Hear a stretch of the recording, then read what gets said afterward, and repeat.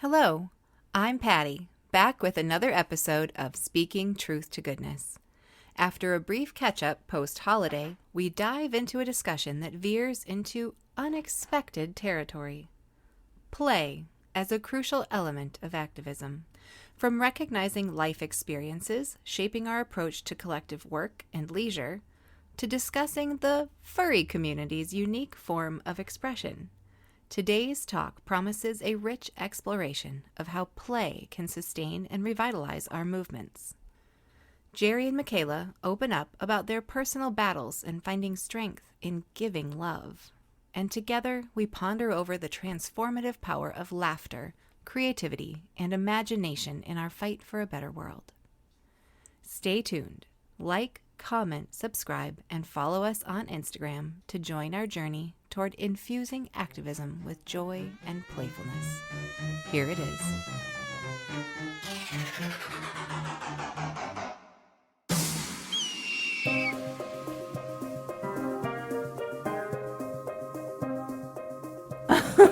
For the last maybe couple of months anyway, I go have dinner on Wednesday nights and play games or watch snakes or whatever we're doing that day. I watched a snake swallow a mouse. That was a new experience for me. You didn't think she could do it. Well, I didn't because she had started and there still was so much mouse. I know. Well, it's because she decided to eat it from the ass instead of from the head. I don't know what she was thinking. That's true. It was funny as it got fluffier and fluffier. I'm like, Yes. oh no, Popcorn, what are you doing?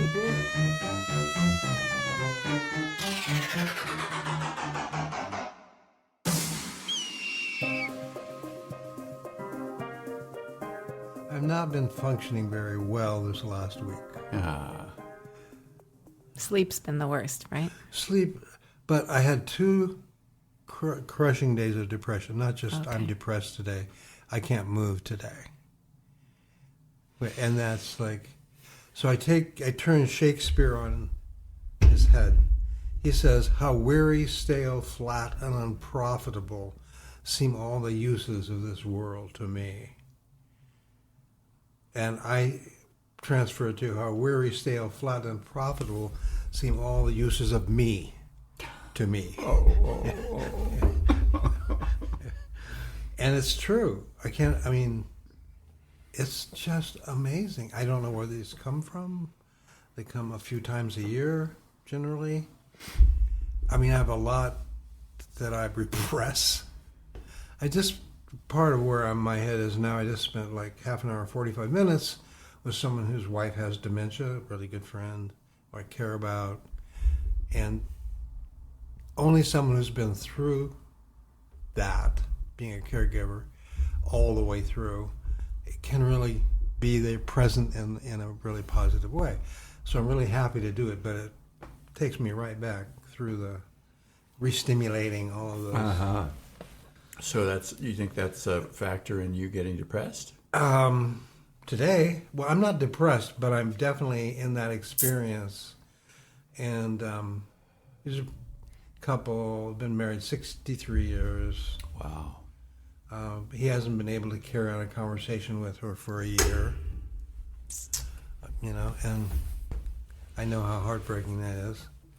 So that's why I was intergalactic when you walked in. Exactly. Who are you? Do I know you? Mm-hmm. You look familiar. So yeah, I don't know. So I'm harking back to when we used to do criticism and self-criticism. Do you know about that? We've mentioned it here. It was back in the ultra-left days. Yeah. You criticized other people and you criticized yourself. It was right. It's brutal. Yeah, that was exactly the word I was going. Wait, was this like a group Political activity to do? Like in your group, and so you would criticize. It was just not healthy. It's part of being disciplined organizers. And Lee said, you do not practice criticism and self-criticism. You practice criticism and self-mutilation. So I have a long history of not handling this well. Yeah, chewing yourself up. You have to stop that, Jerry. Yeah, seriously. You're so good at loving the rest of us. You need to turn some of that into yourself. Yes. I'm not. It's not like I hate myself. I don't. And I'll just be brief about that. We can get down to business. But they went to a furry convention. Mm-hmm. Do you know what a furry is? Well, I know just a little bit of what I've heard from Patty. How many people were there? Oh, it had to have been 1,000 or more. It was awesome. 1,000 people. Yeah. People getting serious about play. So Yes, that's so it. They had like a waist-high Connect 4 game set. They had a game of Sorry that, was a big floor game. And it was, somebody had a box fort, giant dice. I mean, it was grown-ups there to play, to turn themselves into giant stuffed animals and play. So when informs me that this produced, not one that one of the furries produced, but was produced by an independent artisan, and that it cost $4,000, I went to my capitalist analysis and, was somewhat critical. And this piece of shit over here ran a mind game on me, showing me the error of my ways. It was horrifying. Well, excuse me, I'm going to rat you out here and say that you told me to get back to the kitchen in the middle of that. I did not. You told me to get back to the kitchen. I would never. Oh, liar. Oh my God, and I'm so embarrassed I can't even say it. I didn't say that, did I? I can imagine you saying it in a playful way. Oh. Well, I didn't mean it. No, that was better than saying, shut the fuck up. But what she was doing was educating me to the community of artisans that are supported by doing this work in this community. Yeah. This is something to be celebrated. And the psychological benefits that the community receives as a whole and each individual by what parts of their own personality they are able to explore through this version of cosplaying. It's amazing. Afterwards, let's talk about what she's embodying. I just want to be clear what I'm up against here. What beast are we enabling? What beast slouches toward Bethlehem? Its hour come round at last. Maybe she's an angel, not a beast. Can't I be both? Do you have a? Don't you have? Do they have angels in the kitchen? No. What kitchen? Yeah, her kitchen, where she's supposed to be. Oh.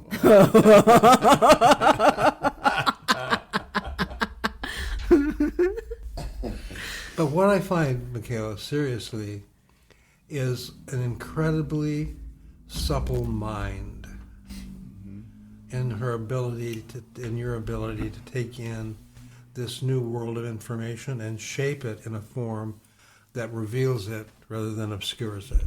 Uh-huh. You mean in the notes that she takes about our conversations? Is that what you're referring to? No, just like the analysis you laid out of the relationship with the community and the craft, and it was brilliant. Uh-huh.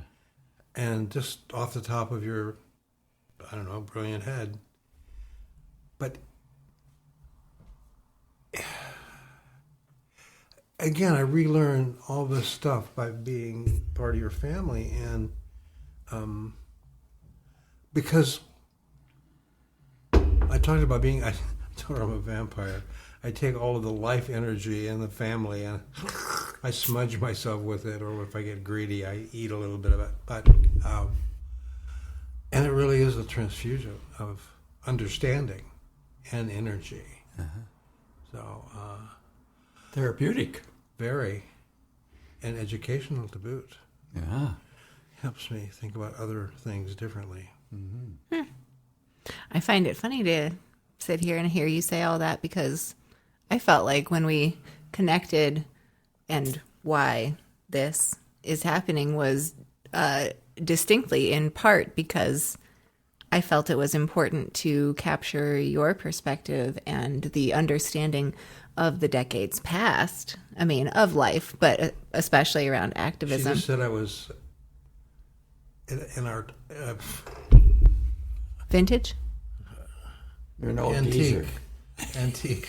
She's an antique collector. I mean, kind of.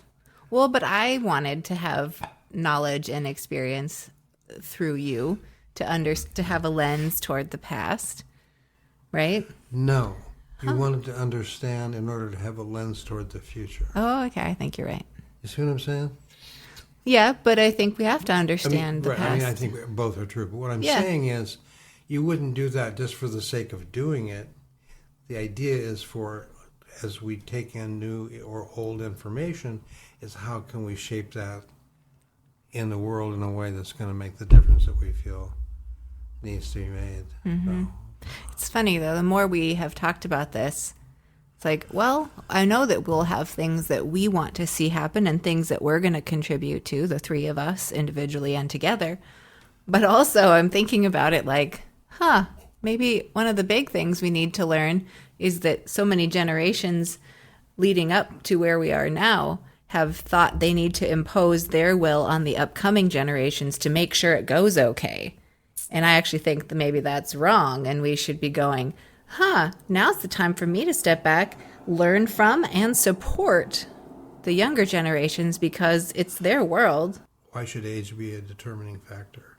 Well, I don't think it's a determining factor, but I think age, we have to consider it in the sense that we're working with a different body of knowledge. It's not so much about age, it's about experience. Yes. Right. Yes. I think you're completely right. And what I'm learning directly and indirectly through you and your family and from what they watch on television, oh my God. Snakes. We're sitting here watching snakes, and it's cool. And the snake lady is really cool. Isn't she great? She's really special. And but I realize information is coming from all directions. To me, that's overwhelming because my receptors are sort of tuned in a particular way to carry the weight of it. And I think like your pass-throughs, the energy just goes through them. The information, chunks of it stick, chunks of it don't. Yep. But they're just like processors. They're just energy information processors. Mm-hmm. That's an important thing for me to begin to understand. And it literally shifts my perspective. Part of, I think, why this is difficult for me is between being at the coast for 10 years and dealing with Lee's health and death for 10 years, I've been out of the flow. Generally speaking, when I was like 20 years ago, I was pretty much in the flow of what was happening in big chunks of the progressive left here in Portland. And so I was constantly being fed new experience, new information. And then I have this, here's a word I don't usually use, lacuna, this gap. New word, lacuna? Yeah. It's a gap. Particularly important because Barbara Kingsolver wrote a novel called Lacuna, which was about a gap. And had the best, funnest writing about Frida Kahlo and Leon Trotsky ever. I mean, just fabulous. Was she the author of Poisonwood Bible? Yes. Okay. I assume you've read the Poisonwood Bible? No. You would enjoy it a lot. I'm certain I would. It's... never mind. Calm down. You're getting me worked up. Some of it could trigger you, too, given your history. I could see that. Because it is the perspective that the Bible's poison, right? And that as it's lived out in the Africa that's not that far removed from the Africa I lived in, maybe by 10 years. Mm. So she's writing about Congo, which is right across the next country. And I found her writing about it very, very compelling in terms of writing. She lived there until she was 8, I think, in Something Congo. like that, Wow. And her parents were botanists, so she's writing out of her own life experience and then just being Barbara Kingsolver. Do you know Barbara Kingsolver? Not really, other than I could picture the cover with her name on it. It's interesting. So we still have some unanswerable questions, which is part of what we're going to be talking about today. We're going to answer the big questions today. We're going to figure it all out. We're going to answer the big questions today. Well, maybe not the big questions. Oh, I mean, sort of the intermediate-sized questions. okay. That's fair. Save the big questions for later. Sort of our final season. We'll get to the big questions. I thought this was the big day. But I can see how having, it reminds me of your mind and my mind. Your mind is organized, my mind is wired in a completely different way. And they're beautiful together. And they overlap. I think we're a Venn diagram. Are we a Venn diagram? Oh, sure. Thank you. I'm not sure what it is, but I think we are one. So I don't know what that is. A Vim? it's the overlaps. Diagram. Oh. It's the ways in which our ideas overlap, and that common area of overlap has a different texture to it, I guess, would be my intuitive sense of it. Did you know the symbol that we use for a Venn diagram is an ancient sacred geometry symbol called the Vesica Piscis, and it was often used to represent birth into a new world? Is that from Greece? Probably. Although I think even Grecian mathematicians got their learning from Africa. Son of a gun. Yep. I'm not surprised. Doesn't that just figure? I think, Plato spent 20 years in Africa learning. Oh. Well, good for him. Too bad he didn't attribute much of what he said to those people. Seems to be the common theme. So as we approach this task that we've been so successfully circumnavigating, give us a prompt. A prompt. Well, so the thing I keep coming back to is the recognition that starting this with Michaela, you were very serious about wanting to come to concrete ideas. And I think all three of us could live in the land of theory and ideas and story. And those are important, but I want to honor the request because that's my heart too, is let's find something that actually feels like either actionable or that we have, or that we could say we have a new moment of understanding that will carry us forward, even if we aren't like, okay, we're going to lead this and then start this program, Yeah. But then there's what I always felt was this sort of condensed life experience that wanted to infuse everything. Every relationship, every connection, every physical act, every attempt to maybe not even explain, open up our experience as human beings at what I perceive as a deeper level. Other people would see it as shallow. But so it's impassioned and it's lived out of the body, not exclusively the brain. The brain obviously is a big part of it. But and I think that really that's what drives me, is to try to find new languages, new ways to break through the sort of impasse of this separation of mind and body. So clearly, I think what we're doing, it may not even have a theoretical aspect. It may have a rational structure that's useful. Yeah. But it's fed from underground rivers of emotion and stuff. Okay. I'm going back in my image is from Alice in Wonderland. The dormouse that comes up out of the teapot, looks around and goes back down in the teapot. So I'm over here in a big teapot, and I come up, and then I go back in the teapot. Hand gestures here for those of you who are listening to this. But And Patty could not speak if she could not use her hands. Just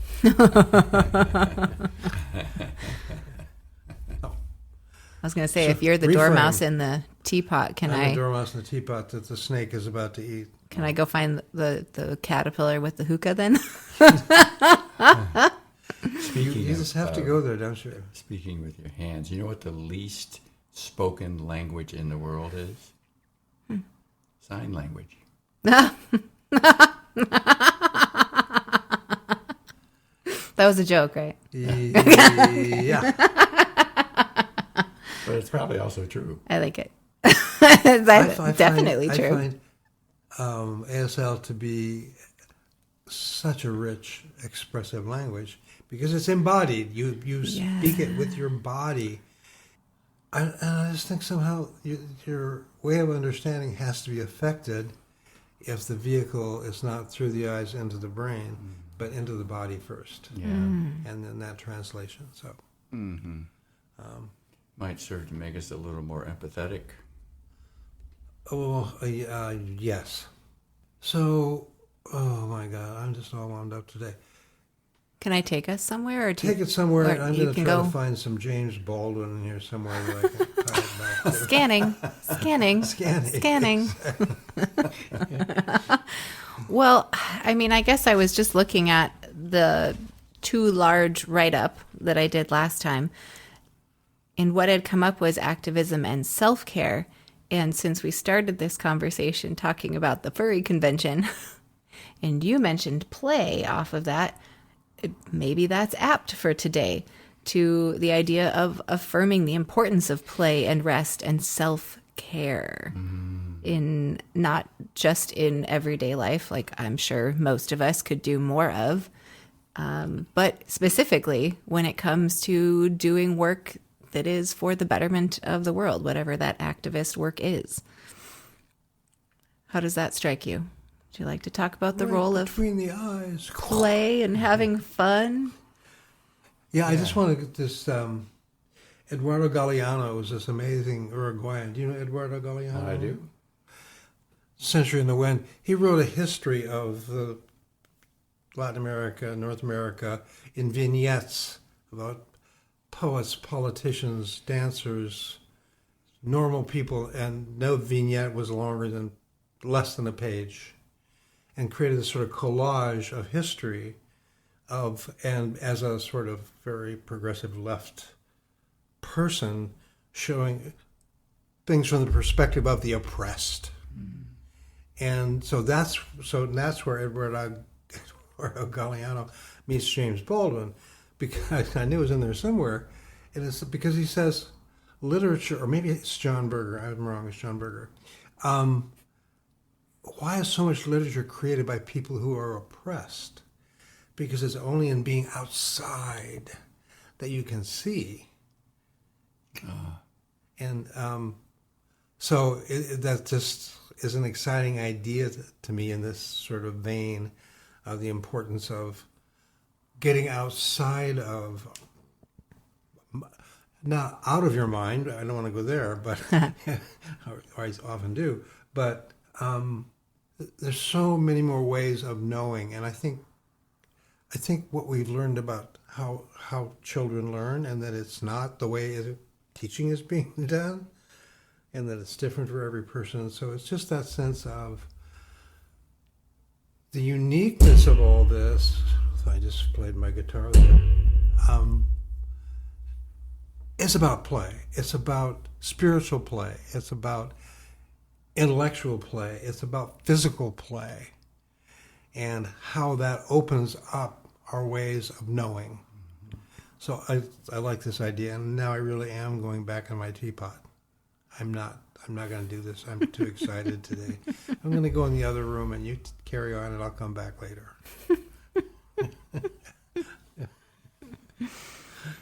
Am I disruptive? Yes, let's go. Let's do it. Take Yeah. up your idea. Let's Okay. go with that. Well, what was on your mind when you first mentioned the idea of bringing in more play? And self-care. Yes. Well, one thing was Zany Bits, the street theater group that we've put together, and we seem to be hanging together well and having fun and coming up with good ideas for skits that start with, like we just met this Monday and we created a skit for the Groundhog Day action. Mm-hmm. Most of the conversation in beginning to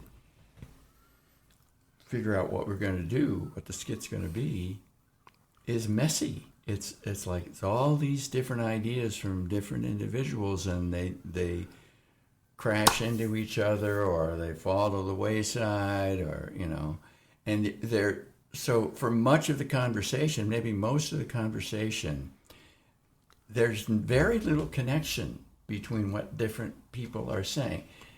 Very little apparent connection. Oh.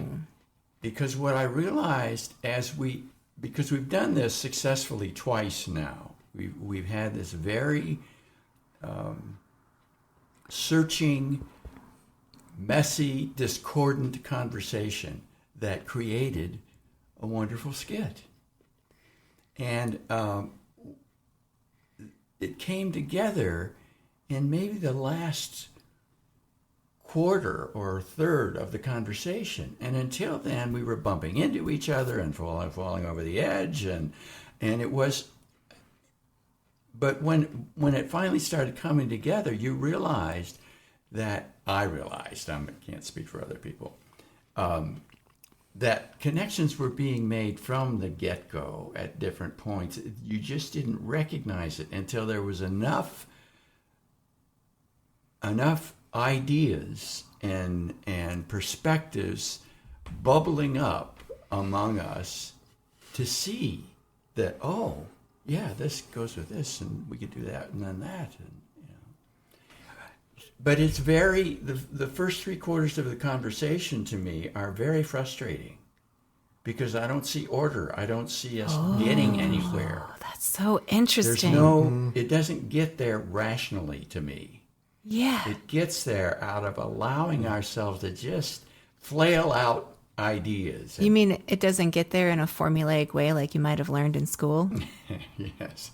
It gets there through play? Is that what you're saying? The organizer in me wants it to be linear, Uh-huh. and ordered among us, where we're not interrupting each other. In this case, we're interrupting each other, and Well, I'm going to interrupt you right now. And what do you do with those skits once they're created? How do you use them?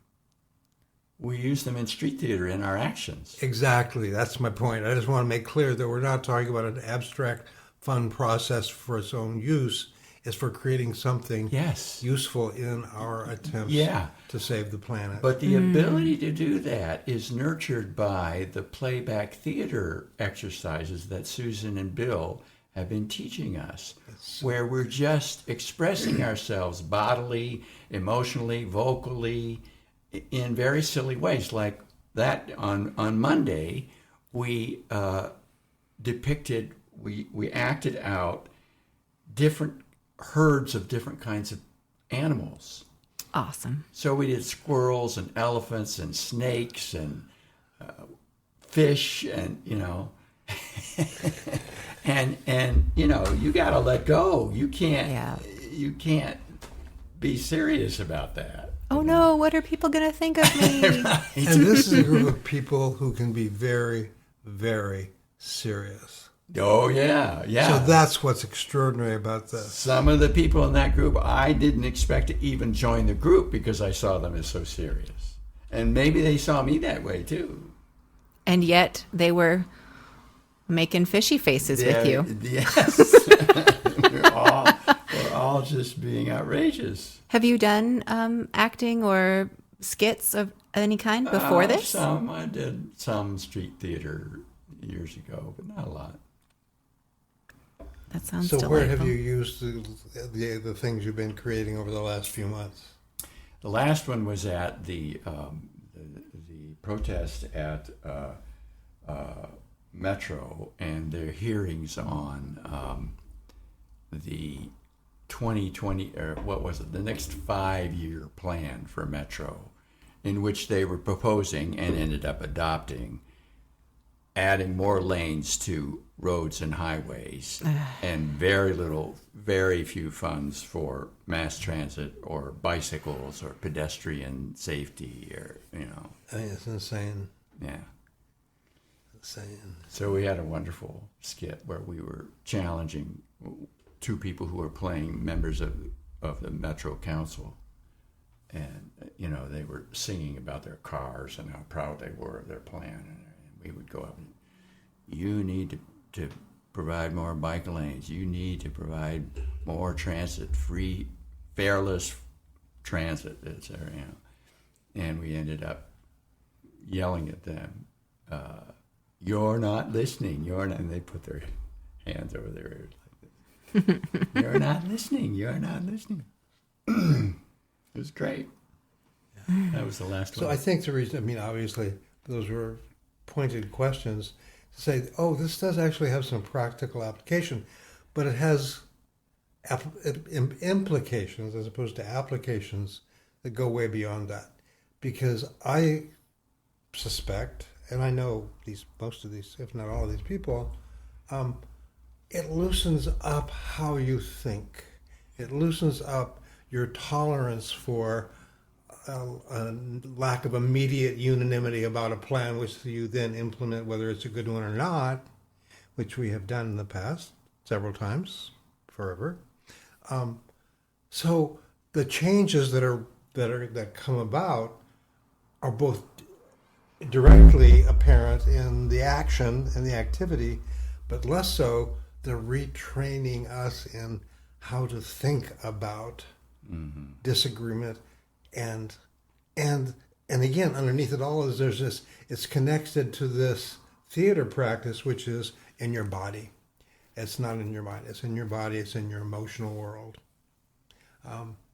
So there's a long-term effect in the lives of everyone who's part of it. There's a short-term effect for the people who see it.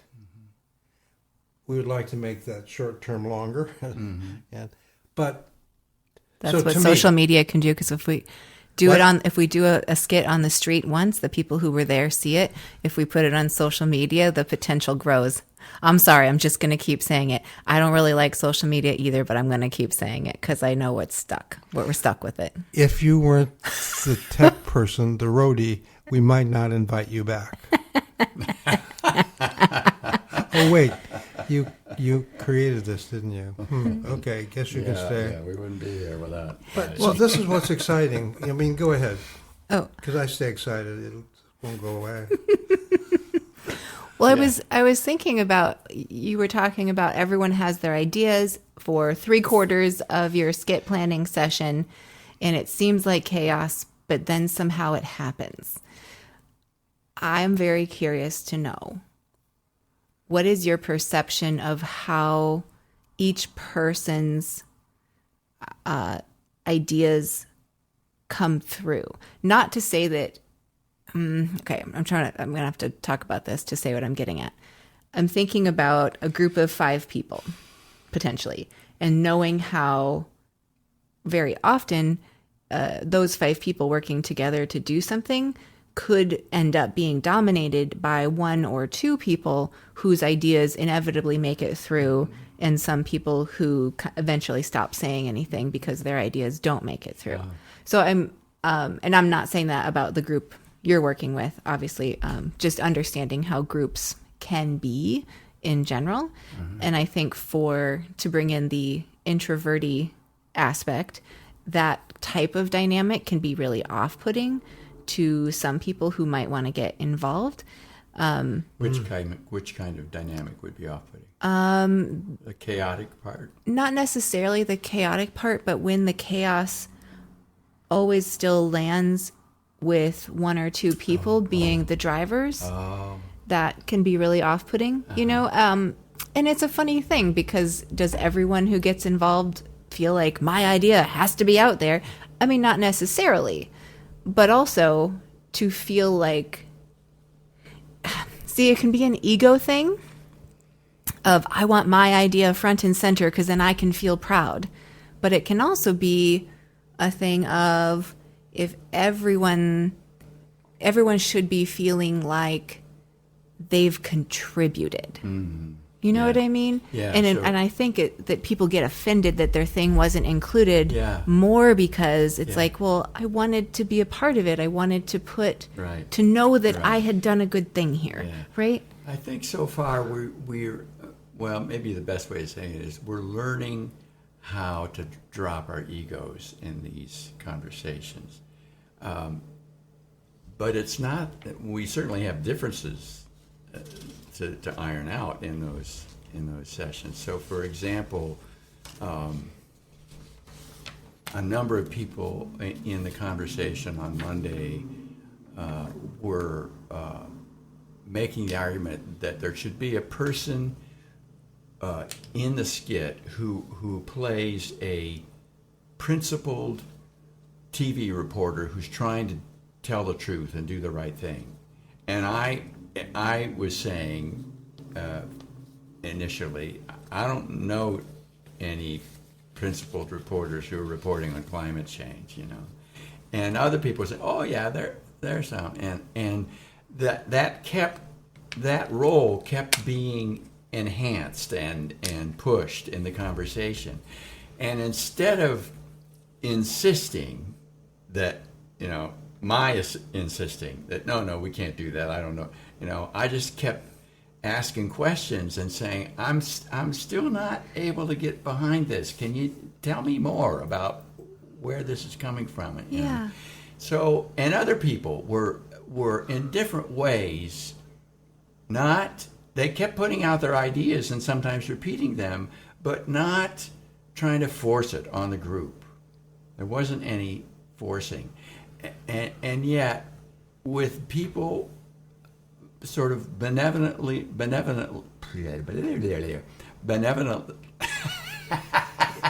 You tell me when to say benevolently, and I will. We got each other's back here. We got this. You got it. What he said.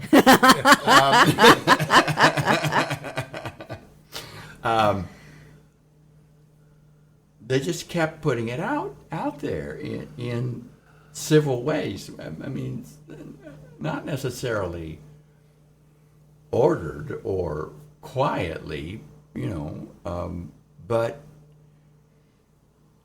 if a person is attached to a particular idea, it takes a while for them to let go of it if other people aren't agreeing. My point is that we're developing nonviolent ways of disagreeing. Okay.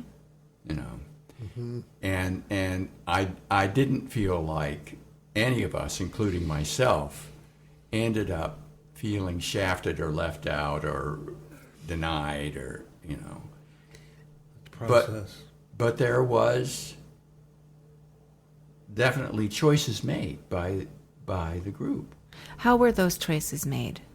Are you able to describe how it happened? That's really the hard part, because I don't, just after so much messy conversation, it began to come together. We began to settle into a shared vision of it. But I don't know exactly how it happened. I'm just thinking a couple of things, but it's like, but you felt heard. So even if your idea... So now there's an important principle. People need to feel heard. Uh-huh. They don't have to be agreed with. I mean, I certainly feel that way. I don't expect people necessarily to agree with me, but I like it when they listen to me and give me credit and don't say, oh, you're just stupid, which really irritates me, because I'm many things, but stupid is not one of them in some ways. Yeah. So I just think that's a really important part. Yeah, so and creating environments in which people feel heard. Right. And it wasn't that I or maybe other people felt heard from the get-go, like I had to reassert my opinion or keep asking questions or say I'm so confused about this in order to get heard. So there was a little bit of gentle struggle there. You know? But I noticed you felt like you could do that. Yeah. Which that sounds like a really healthy group working environment. Right. And people honored that. They respected that. So, in the 60s, we call them vibes observers. Right. Someone in a group who's watching the emotional temperature of the group and Yeah. who's being heard and who's not being heard, Yeah. and has the power to say this person is not. So I think we all have to internalize that part in ourselves. We won't always have that external role. It may or may not be useful, but the idea is useful. Everybody needs to feel heard. So then, as from the Gospel according to Patty, everyone has something to contribute, and it may not end up shaping the idea, but it's what they have to contribute that has to be honored. That has to be. No, we have to speak the truth to what? Oh, goodness. I think, and again, looking back in the old political late 60s, early 70s days, working people had a lot of trouble finding their way into political organizations because there was a vocabulary, there were a set of assumptions, and there was, again, from my perspective, no understanding that for a working person with a family to engage in political activity requires a much greater sacrifice than a student. A student has very little skin in the game. A working person with a family has a lot of skin in the game. Yeah. Those people don't need to be exploited, which is what the left tried to do, advanced workers or whatever the hell that was. But in my leadership style, every person who comes to a meeting would in some way, directly or indirectly, be acknowledged as having contributed. And it could be something as simple as, sometimes these meetings seem a little obscure and but I just want to welcome everyone who's here because we're not going to move forward without all of us together. So, I don't know what. It would be more spontaneous than that. But what we're suggesting here is that play can inform how we are in the world in a way that's going to make our organizing more effective. And I've seen very little of it over the years, even from myself. So again, World According to Patty is very important to me. And that's the first connection that we had was actually when you read your statement at Zenith about how you became involved from being from another planet, another world, and making a decision that you had to find some way into this attempt to save the world because you have what? Children. Shock. Oh, we need a planet for them. Why is that not apparent to everyone? You know what children are very good at? Hmm? You know what children are very good at? Play. Okay. And they learn through it. Right. Welcome to the Waldorf yeah. School. And Zany Bits learns, grows, builds something through their play. And I can't help but notice that when we talk about activist things, we attach the word work to it, But not play. but not play. Yeah. That's because this society does not encourage playing people. No. It exploits working people. Playing doesn't make money. But you're so good. We need to reframe Yeah. in both methodology, i.e. play as a method of organizing, which it is, but just to acknowledge it so that we can, not in the narrow sense refine it, but understand it better. So we can, embody. It has to be embodied. It can't be something we have to think about. It has to become, nothing has to be. I invite you to consider it would be good if we incorporated this into how we treat each other and how we treat people we don't know, who we want to involve in what we know is really, really important stuff. And one of the payoffs of the street theater that we're doing is that the people watching it when we actually do it at the action have fun. Yeah. They laugh and they clap and they sing and even though this is it's all we're addressing very serious issues so that is I think one of the main goals of doing, whether it's street theater or other playful things as part of political action, that's an essential goal. And I agree with you, Patty, that it has to be recorded and broadcast. Social media, mainstream media, and that's an even bigger challenge.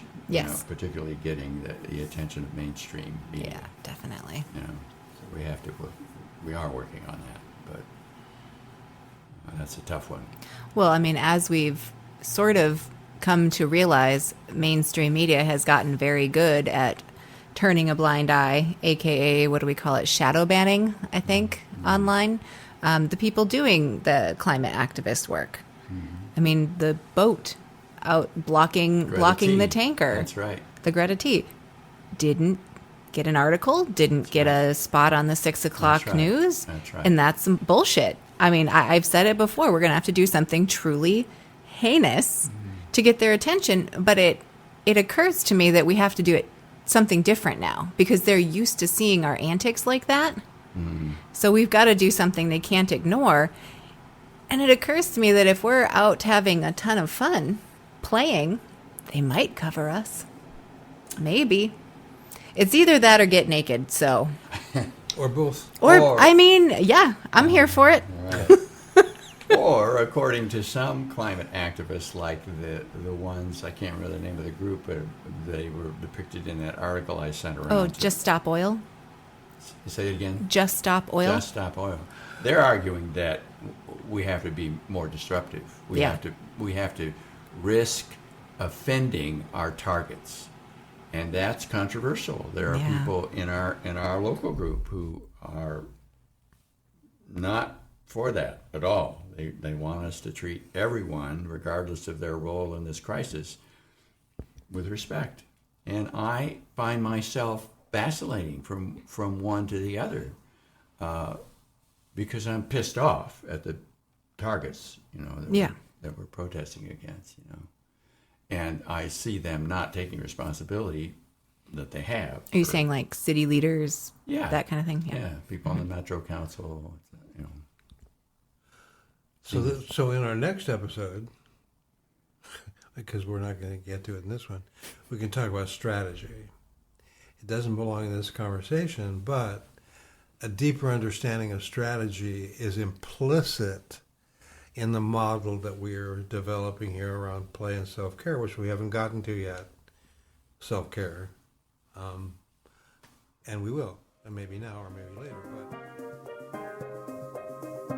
And that wraps up today's exploration of play in the sphere of activism. We laughed, we debated, and we uncovered the layers of how essential play is to our well-being and resilience. From furry conventions to the profound discussions on love and self-appreciation with Michaela and Jerry. We've seen the spectrum of what play and rest can mean in our lives. Zany Bits, our local street theater group, reminds us of the cohesive power of seemingly chaotic creativity and how everyone's voice contributes to the collective melody of change. Remember, your participation, your voice, and your unique expression of play are vital in this journey. Don't forget to like, comment, and subscribe for more discussions, and follow us on Instagram for updates. Keep speaking truth to goodness, because goodness is all around.